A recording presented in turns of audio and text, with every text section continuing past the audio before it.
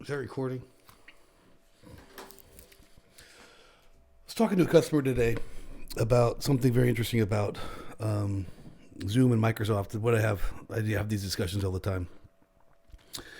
And he said something that I hadn't heard before, but now that I think about it, it makes 100% sense, is that he said his users become emotionally attached to applications. And it doesn't matter if there's a better one out there, there's a more expensive one out there, if there's one that has more functions and features, they get attached emotionally to an application. And it doesn't matter if you push a better one to them, they don't want to use it because they know how to use the one that they have.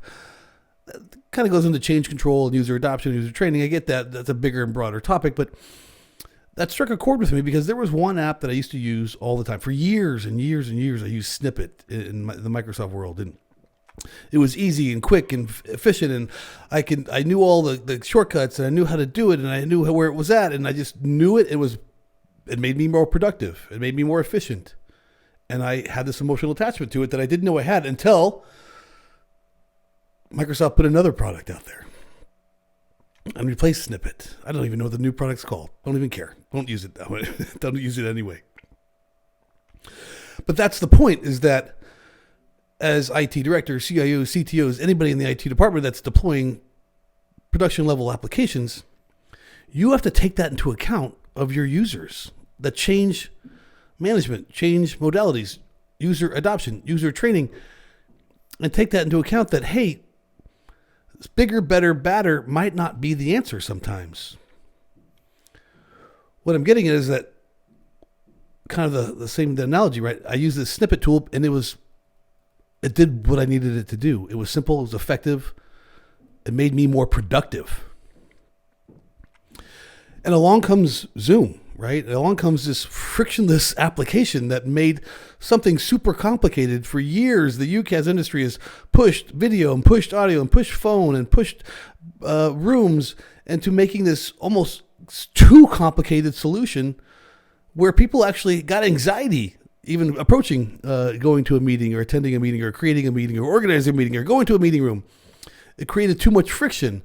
And then along came Zoom and created this enterprise model of an application that was simple and easy, but just as effective, if not more so, than anything out there on the market. And so much so that this enterprise app during the pandemic became this consumerized app. I just made that word up. This app that anybody could use. Why? Because it was simple, effective, and productive. Not only from a consumer model, but from an enterprise model. Now we start getting emotionally attached to this solution. And now our users are wanting a solution that is full of features, thousands of features if you really deploy them, but something that is simple and easy and effective, that can create more productivity, that can create more effective collaboration.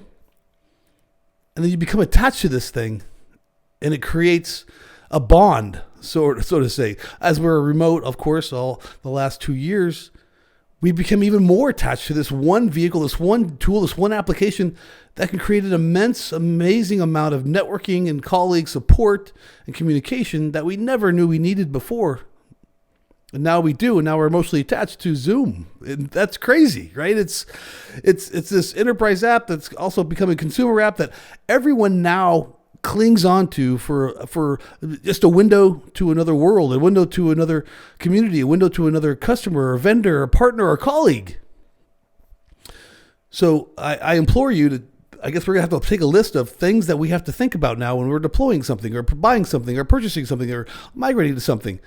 And one of those, always those ones are cost, deployment methodology, migration cost, delivery cost, support costs, maintenance costs, operational costs, administration costs. Those are all taken into account when we're creating this whole TCO model of what an application costs. But something I think we're going to add to it now, that I'm going to add to it, that I'm going to talk to when I talk to my customers, is emotional attachment and emotional bonding to an IT application. So something to think about. I am headed to dinner.